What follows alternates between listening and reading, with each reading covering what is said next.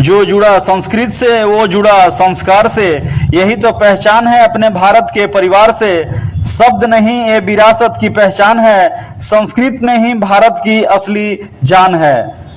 संस्कृत शिक्षा के उत्थान का संकल्प, औरंगाबाद में भव्य अभिनंदन समारोह। नमस्कार, आप देख रहे हैं मेरा भारत मीडिया और मैं हूं रमाकांत सिंह। अब आज की बात करते हैं बिहार के औरंगाबाद से, जहां संस्कृत शिक्षा को नई दिशा देने के उद्देश्य से एक भव्य अभिनंदन समारोह का आयोजन किया गया। यह कार्यक्रम संस्कृत प्राथमिक सह माध्यमिक शिक्षा संघ औरंगाबाद के बैनर तले संपन्न हुआ। कार्यक्रम का उद्घाटन औरंगाबाद के पूर्व सांसद सुशील कुमार सिंह ने किया, जबकि मुख्य अतिथि के रूप में बिहार संस्कृत शिक्षा बोर्ड पटना के अध्यक्ष मृत्युंजय कुमार झा उपस्थित रहे। उनके साथ कई विशिष्ट अतिथियों ने भी मंच साझा किया और इस अवसर पर कई वक्ताओं ने संस्कृत विद्यालय की वर्तमान स्थिति और उनके विकास का विस्तार पर चर्चा की। आपको बता दें कि मुख्य अतिथि ने अपने संबोधन में कहा कि जिस प्रकार बिहार बोर्ड कार्य करता है, उसी तरह से संस्कृत बोर्ड को भी मजबूत और आत्मनिर्भर बनाया जाएगा। उन्होंने जनप्रतिनिधियों, सांसद, विधायक, एमएलसी से अपील की कि वे अपने फंड से कम एक कक्ष का निर्माण संस्कृत विद्यालयों में कराएं, जिससे विद्यार्थियों को बेहतर शैक्षणिक वातावरण मिल सके। कार्यक्रम में यह भी जोर दिया गया कि संस्कृत केवल एक भाषा नहीं, बल्कि हमारी संस्कृति, परंपरा और मूल्यों की आधारशिला है। इसके संरक्षण से समाज में सकारात्मक परिवर्तन संभव है और युवाओं के लिए रोजगार के नए अवसर खुल सकते हैं। इस आयोजन में बिहार के विभिन्न जिलों से आए प्रधानाध्यापक, शिक्षक, सामाजिक कार्यकर्ता और सैकड़ों छात्र छात्राओं के साथ शिक्षिका ने भी भाग लिया। रंगारंग सांस्कृतिक कार्यक्रम ने माहौल को और भी जीवंत बना दिया। सभी अतिथियों का सम्मान माला और रंग वस्त्र देकर किया गया। कार्यक्रम का सफल संचालन शिक्षक हेरम कुमार मिश्र ने किया और यह आयोजन संस्कृत शिक्षा के उज्जवल भविष्य की ओर एक मजबूत कदम माना जा रहा है, क्योंकि संस्कृत की धारा है ज्ञान का सागर, जिससे उज्जवल होता है हर जीवन का आंगन सुंदर। आइए जानते हैं कि क्या कुछ इस कार्यक्रम में आए हुए अतिथियों ने संस्कृत के लिए, उसकी अच्छाई के लिए बताया। से मेरा पूर्व में रात में ही बात हुआ था, तो जो मांग हमने रखा है वो पूर्व में ही सर उसका कंप्लायंस कर चुके हैं। लेकिन हम बता दें कि एक महीना से, मतलब एक साल से जब से सर अध्यक्ष के पद पर बने हैं, लगातार ये विभिन्न जिलों का दौरा कर रहे हैं और वहां जाकर विद्यालयों का वस्तु स्थिति क्या है उससे अवगत हो रहे हैं। इसी क्रम में आज इनका औरंगाबाद आना हुआ है। तो समस्या तो बहुत है। सबसे बड़ा समस्या है सर इंफ्रास्ट्रक्चर का, जो पूरा विद्यालय में नहीं है, जनप्रतिनिधि भी हर जगह नहीं देते हैं। और दूसरा है सर प्रखंड में प्रखंड शिक्षा पदाधिकारी जो कहते हैं कि आपको किताब नहीं मिलेगा, आपको अन्य सुविधा नहीं मिलेगा। तो इन सब चीज़ों का सर विभाग से स्पष्ट दिशा निर्देश अगर निकल जाता तो वो हम लोगों के लिए ठीक होता। कुछ अड़चन आता है सर, लेकिन हमको पूरा भरोसा है जिस तरह से आप ऊर्जा के साथ लगे हुए हैं, निश्चित तौर पर संस्कृत का और संस्कृति का उत्थान होगा, ये मेरा पूरा भरोसा है। और हम सभी औरंगाबाद के सभी संस्कृत विद्यालय आपके साथ हैं, आपके हर एक निर्णय के साथ हैं। इन्हीं चंद शब्दों के साथ आप सब। काफी समय से मैं आना चाह रहा था औरंगाबाद। हो सकता है कि भगवान सूर्य, जो हमारा देव मंदिर है, वो ये आशीर्वाद दे रहे होंगे मृत्युंजय जी, अभी सूर्य तो आपका थोड़ा ठीक ठाक चल रहा है, जब फिर जरूरत होगी तो फिर मैं सूर्य लेने के लिए आपको बुलाऊंगा। तो लगता है फिर उन्होंने बुलाया और आपके यहाँ से सूर्य की वो ताकत लेकर के मैं जाऊंगा और बिहार में गर्जना के साथ संस्कृत के क्षेत्र में काम करूंगा, ऐसे मुझे लगता है। बिहार के 38 जिलों में से लगभग 34 जिलों का मैंने दौरा कर लिया और मुझे संस्कृत शिक्षा बोर्ड और संस्कृत विद्यालय की स्थिति के बारे में शायद आपसे जानकारी ज्यादा मुझे होगी, क्योंकि आप 1 जिला, 2 जिला, 4 जिला, 5 जिला जानते हो और मैं सभी जिला घूमकर खट्टा मीठा सभी जगह की जानकारी एकत्र कर लिया। और मैं जब मंच में बैठता हूं तो केवल बैठता नहीं हूं, मैं आप सबके चीजों को भी समझता हूं। मैं जब क्षेत्र में दौरा करता हूं तो केवल कार्यक्रम के लिए कार्यक्रम नहीं बनाना, कार्यक्रम का उद्देश्य है उस उद्देश्य को समझना। बिहार में जो संस्कृत शिक्षा बोर्ड के जो वर्तमान स्थिति है, अभी बोल रहे थे हमारे सिद्धेश्वर जी जी के यहाँ गए थे, मैंने कहा कि आपका नंबर खा लिया है, पता नहीं क्या क्या हमको उसका जवाब हिसाब देना पड़ेगा। मैं उनके यहाँ सुबह जलपान करना, उन्होंने अभी कहा कि काम बहुत अभी नहीं हुआ है, तो मैं आप सबसे शेयर करना चाहता हूँ। बिहार संस्कृत शिक्षा बोर्ड में 27 साल पुराना सिलेबस था, जिस सिलेबस में कई बार छेड़छाड़ हुई लेकिन कुछ हुआ नहीं। पहली बार सिलेबस तैयार हुआ है, काफी मेहनत के बाद लगातार 6-7 दिन बैठकर शिक्षकों ने तैयार की और एनईपी 2020 पर तैयार सिलेबस को बिहार सरकार ने भी लगभग अप्रूव कर दिया है। और नए सत्र में हम नए सिलेबस के साथ, जिसमें भारतीय संस्कृति और को समझने के लिए रामचरित मानस और नैतिक मूल्यों को समझने के श्रीमद् भागवत गीता को शामिल किया गया।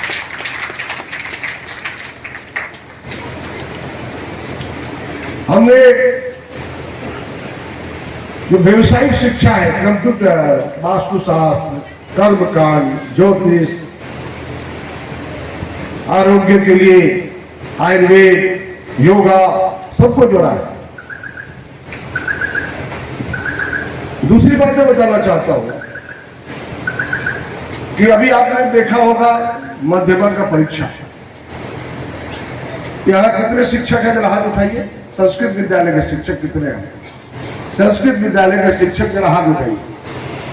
प्रधानाध्यापक को नहीं उठाना है, केवल शिक्षक। शिक्षक हाथ उठाइए, हाथ गिराइए। इधर नहीं है मातृशक्ति में कितने लोग शिक्षक है? जरा हाथ उठाइए। शिक्षिका कितने हैं? 1 2 3 4 5। प्रधानाध्यापक कितने हैं? प्रधानाध्यापक पीछे जो है वो पीछे ही रहेंगे, आप चिंता मत करिए, आगे देखिए। हाथ गिराइए। हाई स्कूल के शिक्षक कितने हैं? हाथ नीचे कीजिए। प्रस्तावित विद्यालय के लोग कितने हैं? बुलाए हैं क्या? नहीं बुलाए। मध्यमा में पिछले साल 13,500 बच्चों ने अपीयर हुआ था, मालूम है आप लोग को? 13,500। और इस बार जो बच्चे अपीयर हुए वो 23,614 बच्चे अपीयर हुए। ये मात्र 7 महीने के दौरा के कारण वातावरण का निर्माण हुआ, इसका परिणाम, यानी 2वां बच्चा अपीयर हुआ। और तीसरी बात बताना चाहता हूं, आज तक के इतिहास में कभी भी संस्कृत शिक्षा बोर्ड ने परीक्षा के बाद 27 दिनों के अंदर रिजल्ट नहीं दिया होगा। पहली बार संस्कृत शिक्षा बोर्ड ने 27 दिनों के बाद अंदर ही रिजल्ट दिया। और आपने देखा होगा बिहार बोर्ड से ज्यादा अच्छा रिजल्ट संस्कृत शिक्षा बोर्ड का 87.5% है। ये मैं आपको बताना चाहता हूं। अच्छा अंक नहीं आएगा तो फिर अगले बार से बच्चे और कम हो जाएंगे। फिर हमने कहा चिंता मत कीजिए, माता जानकी का आशीर्वाद है, निश्चित रूप से बच्चों के अच्छे रिजल्ट आएंगे। मैंने बहुत परिश्रम नहीं किया, लेकिन मैंने इतना जरूर कहा कि संस्कृत को बढ़ाने के लिए हम सबको इस यज्ञ में जलना होगा, तपना होगा। और मुझे खुशी है एक अच्छा परिणाम के साथ। और मैं आपको बताना चाहता हूं कि इस बार भी मध्यमा परीक्षा में लड़कों से ज्यादा लड़कियों ने नंबर लाया है, यानी लड़की ज्यादा अंक से पास हुई। तो एक बड़ा अच्छा वातावरण निर्माण हो रहा है। आपने देखा होगा अभी चर्चा हो रही थी बिहार में जो विद्यालय हैं उनकी स्थिति के बारे में। लोगों ने कहा, जब मैं आया दिलीप जी तो 60% ऐसे विद्यालय थे जिसकी प्रबंध कमेटी ही नहीं थी। कई विद्यालय में शिक्षक नहीं है, कई वर्ष पहले रिटायर हो गए। और मुझे जब देखने को मिला तो मैं खुद आश्चर्यचकित था। और मैं आपको बताना चाहता हूं कि बहुत ही कम कालखंड में बड़े पैमाने पर हमने त्वरित कार्रवाई करते हुए और प्रबंध कमेटी बनवाई है। हमने कहा पहले विद्यालय के अंदर शिक्षक नहीं रहेंगे तो लाठी कहां चलाऊंगा, कार्रवाई कहां करूंगा। शिक्षक रहेंगे तब तो बातें करेंगे कि भाई कौन स्कूल में जाइए नियमित। और इसलिए बड़े पैमाने में शिक्षकों की आवश्यकता है। बिहार में लगभग 5,500 शिक्षक अभी हमको बहाली करनी है। अब समझ लीजिए कितना सीट खाली है। तो बड़े पैमाने पर काम शुरू कर दिया है और इसलिए हर जिले की स्थिति के बारे में कल तक मेरे पास रिपोर्ट नहीं था, आज बोर्ड में एक एक चीज का रिपोर्ट मेरे पास है, मैं उसकी समीक्षा करता हूं। लोगों ने कहा विद्यालय के इंफ्रास्ट्रक्चर की चर्चा यहाँ के प्रधानाध्यापक ने की है। आपने देखा होगा जब मैं दौरा के क्रम में लोगों ने मुझे बताया कि सर्व शिक्षा अभियान से विद्यालय को जोड़ना चाहिए। हमने भारत सरकार के शिक्षा मंत्री श्रीमान धर्मेंद्र प्रधान जी से बात किया, हमारे मित्र हैं। मैंने कहा कि संस्कृत शिक्षा बोर्ड को भी आप सर्व शिक्षा अभियान से जोड़िए। और आपको बता रहा हूं, उन्होंने आपने देखा भी होगा, उन्होंने पत्र भेजा और कहा कि हम ऑपरेशनल मोड पर आपके विद्यालय खोल रहे हैं, बहुत जल्दी सर्व शिक्षा अभियान से जोड़ने की पहल हम संस्कृत विद्यालय के लिए करेंगे। और जब सर्व शिक्षा अभियान से जुड़ जाएगा तो कई तरह की समस्याएं दूर हो जाएगी। कल मैं अरवल में था, वहां के जिला शिक्षा पदाधिकारी से मैंने कहा, उन्होंने कहा एमडीएम चल रहा है।